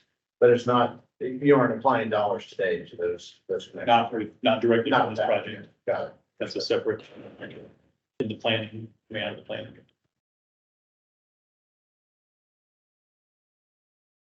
I think it is interesting, you know, it's just the process that the two are sort of being separately considered, the rezoning and then the bus line. And I think that makes sense procedurally. And it's important to think of them together because of the cumulative impacts of stormwater specifically that we're talking about. So, yeah, just flagging that. I know these are two separate processes. But I think we should continue to think about them in the same bucket. Thank you all for the time to present. Thank you. Appreciate it. Okay. Wayne, I'm here. I will give a very quick introduction, but I'm going to quickly turn it over to Scott, Javier, and Barbara. So this is the first step of our presentation regarding the FY 25 budget development process. So we'll do a little bit of reviews on the process, what all is included. We're not going to get into any rates at this point in time. That's still under development, but we're going to come back at the March meeting and then continue that and come up, present our recommendations for the proposed rate increases that we'll be bringing forward at that time. So with that, and we're a little bit behind, I'll go ahead and turn it over to Scott and team. Great. Good afternoon. Hello, everyone. We are coming back in March with a full budget proposal, including rates. So we'll stay tuned for that. So today is sort of an overview of where we are, how we generate our revenue, and especially within your CIP, your SMAC agenda package, you got our full CIP plan. So that's our updated 10-year CIP plan. Great job with Barbara and team facilitating that. So we do have an overview of that for you. That has been submitted in our system. Our budget process this year had us submit our CIP back in December, and our operational budget is due in a couple of weeks. We're giving our budget presentation to you all in March and also to council in March. So that's kind of where we are timeframe wise. We always like to think about our mission, our budget, our fiscal resources is all focused on our mission, and as well as our vision. We're going to be smart about what we're doing. So just a reminder about those. All the different programs that we have, including our budgetary resources, are to be stormwater smart. But you all receiving that. So what we're going to do today is a quick overview of our stormwater utility fee 101. I'm gonna turn it over to Javier then to cover our operational CIP budget planning. Again, sort of a preview of where we are and a good foundation for next month. Our CIP financing strategy, a big part of what we're doing in the next few years for our CIP is to incorporate a healthy level of debt financing to support our pay-as-go funding. So we want to have a good mix of those two. Talk about grants and continue to pursue grants to bring in outside resources to supplement local resources. A lot of good work there. And then Barb was going to really go into some highlights of that updated 10-year plan that's in your package. And we're going to do it quickly. So, most of you are familiar with our stormwater utility fee. This generates 95+% of our total revenue, more than $35 million a year. And just a note to our team that works on that. I don't think they're here today, but Allison, Lori, Neil, and our intern Kaylee are much of the time their work is quiet behind the scenes, but they are integral to providing the resources for essentially everything that we're doing. So great job to the team out there. They work on multiple parcels to make sure we have accurate bills for our customers, both for residential and for non-residential. So this is our process. Our typical average single family home, if you will, is about 2260 square feet of impervious area. We mentioned that term a couple of times, impervious area. Bill for that is $7.36 a month currently. Non-single family, that's really everything else. It's commercial. It's everything other than single family. Looks at essentially how many single family properties can fit on that footprint. So here's one. I think this is a commercial property, 47,000 square feet or so.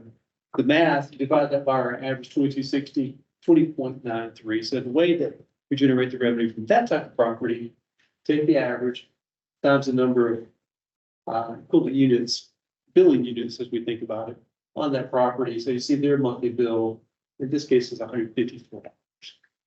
So why do we do this?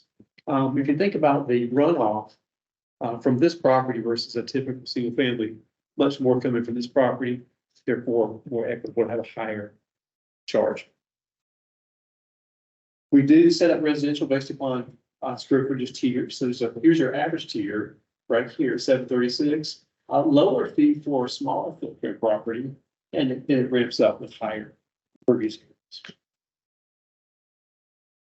Here's where we are currently, 736 a month. Our budget this year, fiscal year 24, just over 36 million, almost 36.5. And our CIP is 13.1. It's going to grow a little bit next year and then grow significantly in the coming years after that. So what has our fee done over time? From 2004 through 16, it was flat at $4 a month. And so we have ramped up the levels of service with support from SMAC and the commission in our council in recent years, and we're really excited about that. Currently 736. Where's that place us though? We still remain in the middle of the range. And so we are very proud of what we are able to do for that $7.36 a month. You can see some of our peers here with fees, exceeding $14, all the way down to less than $3.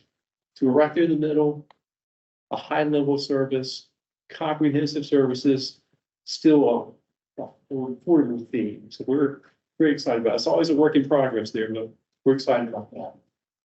In terms of total revenue from the utility fee, about 2/3 comes from what we call commercial, which is non-single family. And then the single family component is about the other 1/3. And you can see here it is by the tier. There's the average tier, tier 2, tier 1, 3, and 4. There's actually a tier 5, which is like commercial. With that, we'll turn to Javier. Javier's the manager. Perfect. Thank you, Scott. Good afternoon, commission. Nice to see everybody. As you guys, some of you guys might recall, you guys were here last year. We're just going to go over where we are right now, basically how our budget is constructed, our expenses, our revenues, and we'll talk a little bit about our CIP transfer. So in a nutshell, because of policy, we need to have a balanced budget when we present our budget every year. The reason for the diagram, our revenues end up equaling our operating expenses, and our transfer to our CIP, that's where we can have our funds to do our projects that, the team talks about, in the different meetings we've had here. So I'll go into each one of these a little bit. First slide. So we'll start off with the revenue, like Scott mentioned, how he just broke it down, how we collect our revenue. Majority is coming from our utility fee. That's around probably north of 95% is coming from that. Obviously, majority of that is coming from commercial properties because of the area. He went over how we did the math for that. So it's a larger percentage coming from there. We also do receive revenues from permit and reviews and penalties. Those are different fees that we collect that Ben and his team are responsible for. And then, a few percent there of revenue. And then we also make some interest on our investments, basically interest on the money that we're holding at any given time in our funds. With that said, how do we balance that? We balance that with a majority is coming from our operating costs. Our operating costs is made up of our personnel and our operating expenses. In addition to that, and here's the breakdown, personnel and operating, how it's broken down between the stormwater team and the stormwater maintenance team, where we're actually housed at right now. In addition to those expenses, we have indirect expenses that we pay to other departments within the city. And then we also have CCB charges. They're the ones responsible for collecting our revenue. So we have to pay a portion of their expenses to collect those revenues, credit card fees, admin team, etc. And then there's also general fund transfers. That could be anything from helping us to pay for our lease of our buildings to other responsibilities we have to other departments. And then lastly, debt services. Currently, we only have one debt service on the books, and it's around $100,000 a year that we pay. It's a SFR loan that we have currently. So that's one side of the expenses. And then, before we get there, there's also fund balance. We're not required to transfer anything currently to the fund balance because we meet our internal policy that we have for our fund balance. Our internal policy for the fund balance is to have at least 50% of our total operating costs. Currently, our fund balance is well over 80% of our operating costs. In recent discussions, and we might touch on this in a couple of slides as we prepare for debt financing. We're working with finance to understand what's the proper fund balance percentage to have in order to cover operating costs. So, to be determined as we continue working on debt financing. Just wanted to highlight this one because, there could be years that we would need to transfer funds into the fund balance to meet these policies. Sorry. And then the last, I guess, the matching part of the expense is a transfer to our CIP. So that's where we house all the funds for our projects and all the programs. In this current year that we're in, it was north of 13.1 million. That's the most we've ever transferred into our CIP in a given year. That's an expense. It's basically transferred there, and then the funds there are they basically are there in the different programs and the different projects until they're ready to be spent. And then just a breakdown on how we allocated the CIP funds in this current year that we're in, and as we're planning, planned already, and we'll show for next fiscal year. Wayne will probably present that next meeting. This is a breakdown of the different programs and the slash categories and how much was funded in a given year. Next meeting will probably show what we're planning on to fund in 25, so you can see the side-by-side comparison. So these different programs and different amounts allocate to the 13.1 million that we have in the CIP this year, allocated this year. And then you can see the different reasons and how we come up with those funds. And obviously Barbara might speak to that a little bit now in her part. But obviously the model coordinating with different departments, and also sometimes we have some grant requirements that in order to match for some opportunities, we need to allocate for that. What's our current rainwater rewards for 23? So for fiscal year 24? No, 23. I'm sorry, 20, yes. Yeah, we're currently at 24, I'm sorry. I guess my question is, we have exhausted. Yes. So this 250,000 is the exhausted fund. Correct. Gotcha. And I think And then you want to present, so I think we came to the commission for your recommendation and your guidance. And I think we did submit that to council. And it was in excess of 100, I think an extra 100 might have been a little bit more, 150, one or the other. We'll pretty much run through that as well, in this fiscal year. And then next fiscal year, we're thinking of increasing that. And I think Wayne will present it. Do you want to share it now or? tentatively. It's in the- It's in the plan, but it's about 500,000. About 500,000. Putting in there at this point. So doubling what we For FY25. allocated this year, essentially 150 more since we added Right. 100 mid-year, basically. Any questions? Sorry, I've been going through it for dollars. Is a lot of that is the dam replacement in that CIP? So that would be in the major infrastructure. That would be a big difference. Is that? A good bit of that, yes, and you can actually. look Yeah, you can at see the breakdown. specific projects here if you'd like. Give you a better idea of the types of projects that are in those categories too. If you're talking about Camp Pond. Yeah. A little bit of allocation will probably be next year. Majority of the allocation next year, and then, some allocation Yeah, next year, and then the majority maybe in 26. Yeah, I don't have it in front of me, but. This is 25. Exactly, that's the big one, yeah. That one, and I think Glenwood was, yes, as well, correct. I'm sorry, Mr. Bennett. Any other questions on the allocations? Oh, here. All right, and then I'll just go, talking a little bit about, our debt strategy, our debt financing strategy. Thanks to Barbara, all the PM and the entire team. We've been getting really good at projecting out how we're gonna spend the funds we currently have.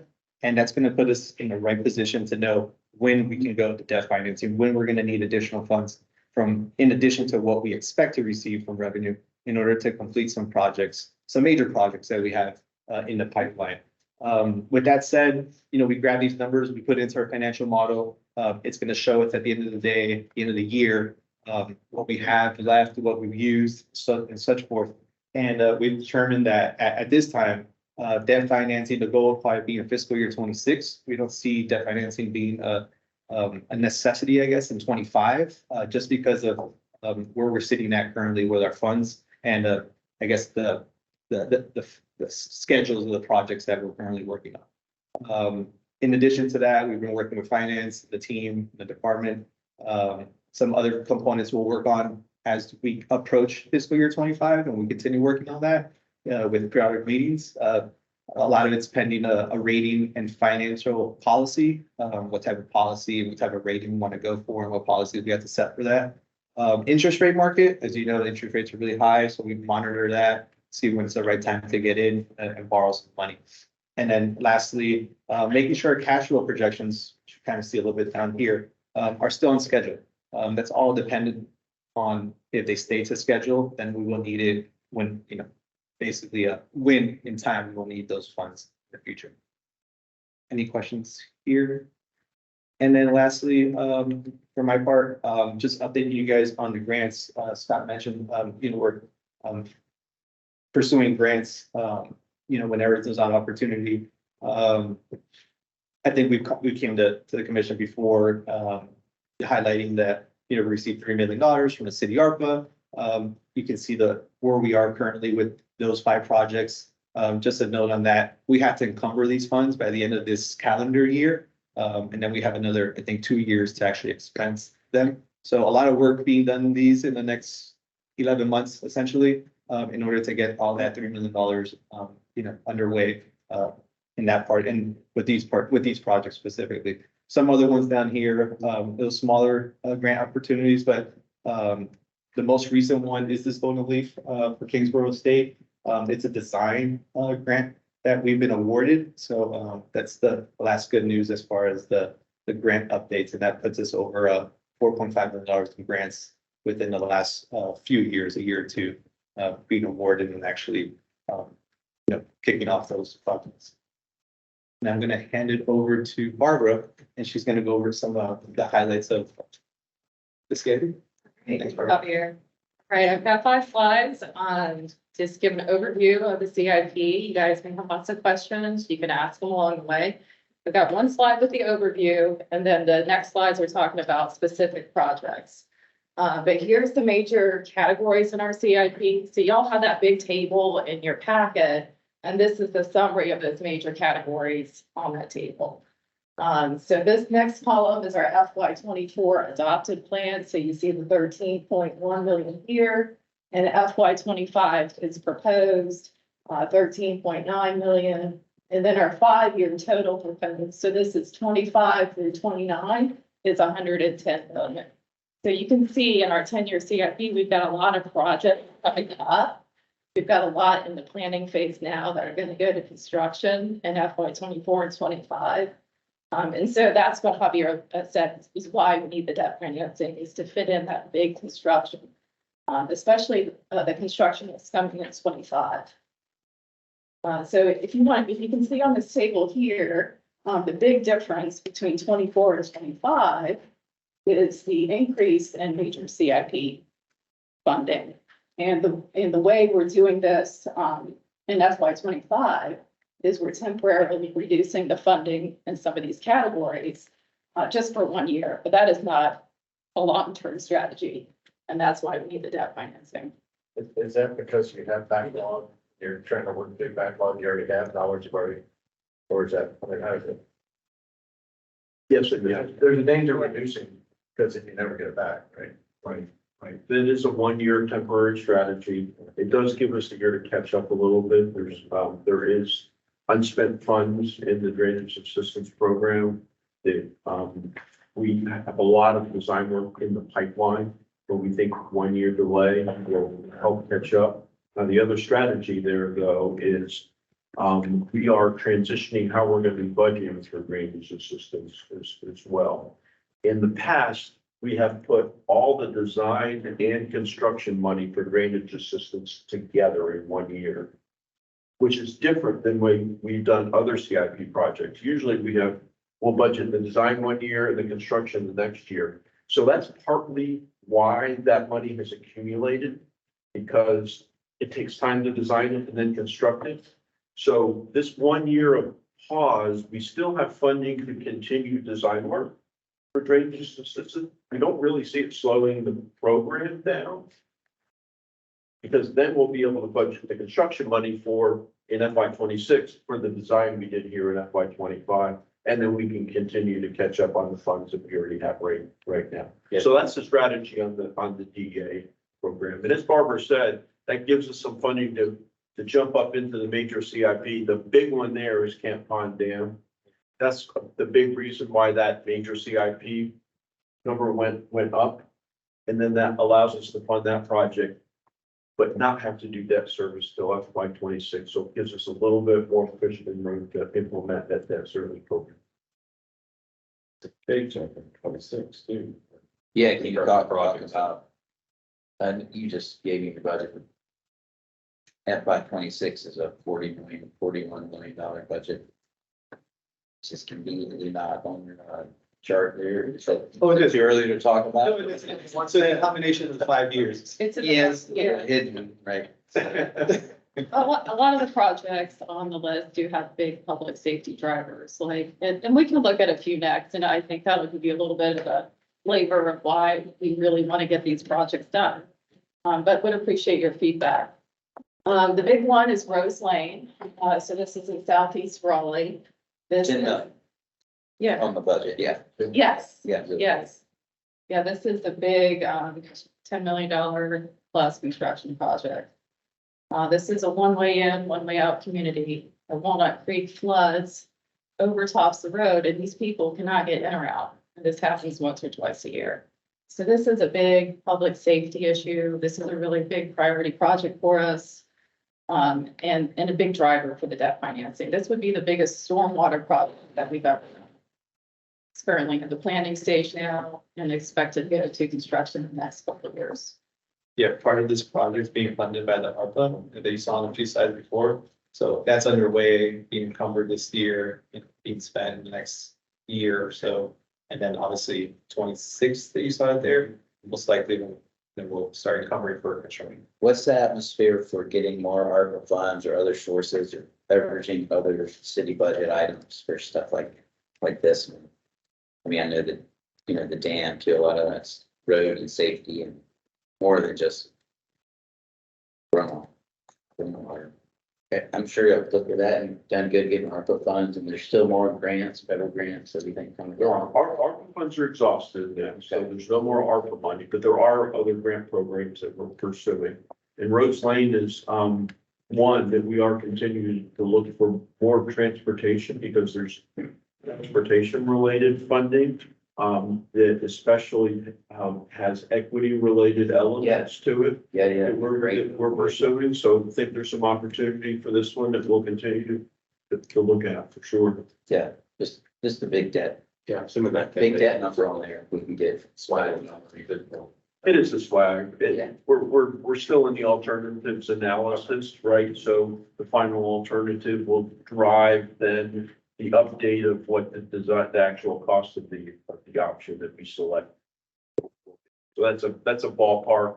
But we expect it to be a big project, which, you know, as mentioned, is a big driver to the debt service. If we had say a $10 million project, it'd be really hard to fit that in our CIP in 1 year using a pay as you go strategy, right? We'd have to not do anything else that year almost. So that's a huge advantage of having this debt service, you know, vehicle at our disposal. It lets us have more flexibility of larger projects and more flexibility in, you know, that project, if it comes in at 12 instead of 10, we have a way of handling that, you know, if we can as well. I'd love to get this on our agenda at some point.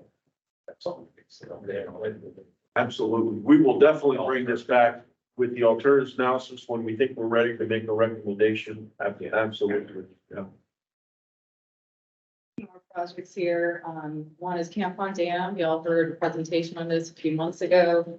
So you know, this is we got the NOV, there's a city road on top of the dam. It's again, a one-way in, one-way out neighborhood. So the dam needs rehabilitation. And that's in the FY 25 for construction, if you're looking at the sheet.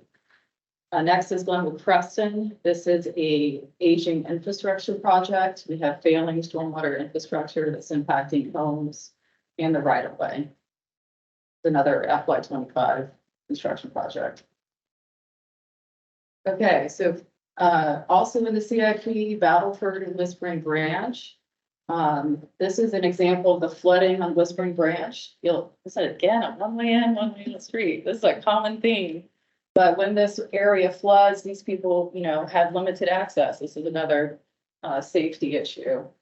Same for Whispering Branch, significant flooding and street overtopping. So these projects do have public safety impacts, which is why we would rather bring them forward than delay. Next is Smoky Hollow. This is a significant project and Stormwater is partnering with parks. So we're contributing $5 million in stormwater funding to this $20 million park in downtown Raleigh. Pigeon House is an impaired watershed, has a TMDL. And so we're looking at daylighting the stream. You can see here, this is the existing site on the left. And the stream will be daylighted. There'll also be water quality features in the park. And I believe this project is on the SMAC agenda for March for an update on this project. All right. That is the wrap up. We could each take for sure. Thank you, great presentation. Thank you all for your support. We're excited to prepare the budget. The budget really is about our strategy and advancing our mission and being smart about what we're really making improvements for the community. So it's a big part of what we do. We do it every day in our group, and then it seems like it would come here periodically, but it's really part of our yearly process of planning, preparing, bringing forth recommendations to you all and then on the city council. So a few points. We've done some sort of our annual review of our operating capital needs. We do that really as we go throughout the year, just like the adjustment to rainwater rewards. Went through that very quickly this year. That's been great work from the water quality team and been able to elevate the level of service on that one. We're working on developing that grant debt financing strategy to accelerate this project. Several you that you heard about just now from Growth. And then next month, coming soon, just a few weeks away, our FY twenty-five budget, total budget, operating, plus your capital budgets are in front of you. But operating to go with that, as well as the rate recommendations or options associated with that. And thank you for your support. Wayne, I'll turn it back to you and I'll retain the commission. Really appreciate the chance to give you a preview of FY twenty-five. Thank you for that. One question I have, the increase in the budget is about 6.5% increase in rate. The fee, going fee is 2.5%. What's the delta? How do we, where's the other money coming from to get to the 13.975 or whatever? The growth in the utility, the growth in the customers, the growth in the square footage, yeah, that's where. Okay. The impervious surface. The impervious surface area, so more accounts, more units, as we call them. Everything would be in the growing community, and as we continue to do that, we could add current. Yeah, currently we're pushing 140,000 accounts, north of close to 410,000 units. So, you can do the math there, multiply that out, and obviously continue growth from development as well. So combination of a few things in addition to the rate. Right. Yeah. Okay. That helps. Thank you. Okay. All right. Thank you so much.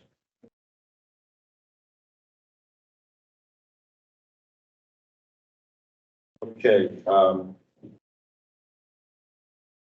is there any other business? At the top of the meeting, we talked about that, that March, it is the election of officers.